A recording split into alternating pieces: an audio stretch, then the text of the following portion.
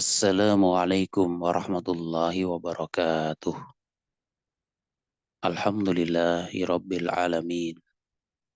Wassalatu wassalamu ala asrafil anbiya'i wal mursalin. Sayyidina wa nabiyyina Muhammadin wa ala alihi wa ashabihi ajma'in. Amma ba'd. Ikhwani wa akhwati rahimani wa rahimakumullah. Kita akan melanjutkan pembahasan buku Akrab Nahwu. Kita masih membicarakan tentang isim yang dibaca dengan kasrah. Yang sebelumnya sudah disampaikan bahwa isim yang dibaca dengan kasrah itu adalah isim yang ketika dia didahului oleh huruf jar atau huruf khafad. Dan untuk pertemuan kali ini yaitu tentang isim yang dibaca dengan kasroh ketika menjadi mudhof ilaih. Dalam kaidah nahwu ada istilah idhofah. Idhofah merupakan susunan kata yang terdiri dari mudhof dan mudhof ilaih. Ya, mudhofun wa mudhofun ilaihi. Sekarang kita akan mempelajari tentang apa itu mudhof dan mudhof ilaih, serta ketentuan apa yang melekat pada keduanya. Mudhof itu artinya yang disandarkan. Sedangkan mudhof ilaih artinya yang disandarkan kepadanya. Ya, ini dari sisi terjemahan lafadznya gitu. Mudhof dan mudhof ilaih itu merupakan dua kata yang digabungkan menjadi satu agar menghasilkan makna satu. Ya, artinya maknanya menjadi satu, tapi tetap dia berupa dua kata. Ya, tetap berupa dua kata. Misal gini, ada kata Rasul dan Allah. Kemudian digabung menjadi satu, maka menjadi Rasulullah, yang artinya utusan Allah. Ya, sehingga yang namanya Rasulullah atau utusan Allah itu bukan lagi maknanya utusan dan Allah, tapi satu sosok yang mana dia menjadi utusan Allah. Disebut dengan Rasulullah. Mudhof itu selalu di depan. Mudhof ilaih selalu di belakangnya. Sehingga setiap ada mudhof, pasti ada mudhof ilaih, itu pasti. Ya, demikian pula sebaliknya. Sehingga ada mudhof, setelahnya mudhof ilaih. Atau kalau ada mudhof ilaih menunjukkan ada mudhof. Untuk lebih jelasnya mari kita lihat susunan berikut ini. Rasulullahi. Rasulu adalah mudhafun, dia mudhafnya. Lafadz jalalah Allahi adalah mudhafun ilaih. Dia mudhaf ilaihnya. Ya, Fan ini tulisan ilaihinya kurang tepat ya. Harusnya i pakai hamzah seperti yang ada di atas harusnya ya. Nah, gini harusnya ilaihi gitu. Ya, silahkan ya diralat sendiri-sendiri. Nah, kembali ke sini. Rasulullahi, yang mudhaf yang mana? Lafadz Rasulu. Yang mudhaf ilaih, lafadz jalalah Allahi. Dari contoh di atas ya bisa kita ambil kesimpulan tentang mudhaf dan mudhaf ilaih, yaitu pada contoh di atas yang merupakan mudhafnya adalah kata Rasulu. Dari sini dapat kita simpulkan bahwa mudhaf itu tidak boleh berawalan al. Sehingga tidak boleh gini, ar-rasulu, tidak boleh karena dia mudhaf. Dan tidak boleh pula berakhiran tanwin. Sehingga tidak boleh rasulun. Itulah ketentuan yang melekat pada mudhaf, yaitu apa? Tidak mungkin berawalan al dan juga tidak mungkin dibaca dengan tanwin. Ya, padahal kaidah umum kalau ada satu kata tidak berawalan al maka tanwin, ya kan? Masjidun, kitabun itu. Tapi untuk mudhaf malah tidak boleh.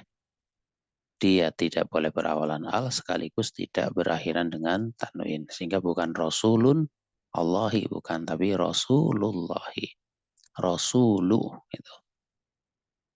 Kemudian yang kedua, pada contoh di atas yang merupakan mudhaf ilaihnya adalah lafaz jalalah Allahi. Ya, lafaz jalalah Allahi. Dari sini bisa kita simpulkan bahwa hukum atau ketentuan yang melekat pada mudhaf ilaih adalah dia selalu kasrah. Ya, sehingga isim yang dibaca dengan kasrah yang kita bahas pada kali ini yaitu ketika dia menjadi mudhaf atau mudhaf ilaih, ketika menjadi mudhaf ilaih. Ya, kalau mudhaf ilaih pasti kasrah gitu ya. Kalau mudhaf ya dia bisa dhammah, bisa fathah, bisa kasrah tergantung konteks kalimatnya. Tapi kalau mudhaf ilaih pasti kasrah. Ya. Dan sekarang kita telah memahami kapan suatu lafaz atau kata harus dibaca dengan kasroh, yaitu ketika didahului oleh huruf jar. Kemudian yang berikutnya ketika dia menjadi mudhaf ilaih. Untuk menambah pemahaman kita tentang mudhaf dan mudhaf ilaih, mari kita coba mengerjakan latihan berikut ini dengan cara sandarkan kata yang pertama kepada yang kedua agar menjadi susunan mudhaf dan mudhaf ilaih dengan memberikan harokat yang tepat. Ya, setelah itu terjemahkan ke dalam bahasa Indonesia. Selamat mengerjakan. Ya, caranya dengan seperti yang tadi sudah dicontohkan, yaitu lafaz Rasulullah. Ya. Contoh ada kitabun dan Muhammadun. Dijadikan menjadi susunan mudhaf ilaih yaitu kitabu Muhammadin. Ya, bukan kitabun Muhammadin, bukan ya. Bukan al-kitabu Muhammadin, karena mudhaf tadi ketentuannya apa? Tidak boleh pakai al dan tidak boleh berakhiran dengan tanwin. Sehingga kitabun Muhammadun dirubah menjadi idhofah atau susunan mudhaf dan mudhaf ilaih yaitu kitabu Muhammadin. Arti dari kitabu Muhammadin adalah kitabnya Muhammad. Kitabnya Muhammad dalam makna kitab miliknya Muhammad. Ya, anehnya gini. Ketika disuruh menerjemahkan kitabnya Muhammad, itu kadang ada yang dengan terjemahan kitabnya kitabuhu Muhammad, Muhammadin, itu kitabuhu Muhammadin, itu ya salah. Cukup pakai susunan mudhaf ilaih, sudah maknanya kitabnya Muhammad. Dalam arti apa? Kitab miliknya Muhammad itu. Ya, silakan dilanjutkan nomor 2. Caranya sama. Qalamun hamidun gabungkan jadi satu menjadi mudhaf ilaih. Menjadi apa? Terjemahannya apa gitu ya.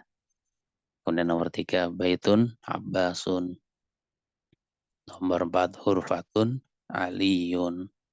Nomor 5 daftarun sa'idun. Nomor 6 mindilun yasirun. Kemudian nomor 7 qamilsun ammarun. 8 sarirun khalidun. 9 kitabun al-mudarrisu. Ya, caranya sama seperti tadi ya. Kalau ada al ya tinggal di tinggal dilanjutkan saja. Udah yang pakai al anak kasih contoh lagi. Kitabun al-mudarrisu menjadi kitabul mudarrisi gitu. Jadi untuk mudhof ilaih kalau ada al ya dia menjadi tidak pakai tanwin gitu. Kitabul mudarrisi ya, seperti itu ya. Kemudian ada miftahun al-baitu, dukanun at-tajiru, baitun al-muhandisu, ismun al-waladu, kitabun Allahu, bintun at-tabibu, miftahun as-sayyaratu. Ya, silahkan dikerjakan sesuai kemampuan. Ya, nantinya cocokkan ya dengan kunci jawaban yang ada ya. Dan materi yang selanjutnya yaitu tentang pembahasan naat insyaallah ya. Ya, sehingga untuk mudhof ilaih ya sudah selesai baik penjelasannya maupun latihannya. Demikian ikhwani wa akhwati yang kami hormati rahimani wa rahimakumullah. Semoga kita diberi kemudahan ya di dalam mempelajari buku Akrab Nahwu ini yang semoga bisa menjadi pondasi awal bagi kita di dalam memahami kaidah-kaidah nahwu. Demikian yang bisa disampaikan. Atas kesalahan kekurangan, ana minta maaf yang sebesar-besarnya. Wallahu a'lamu bishawab. Subhanakallahumma wa bihamdika asyhadu an la ilaha illa anta astaghfiruka wa atubu ilaik.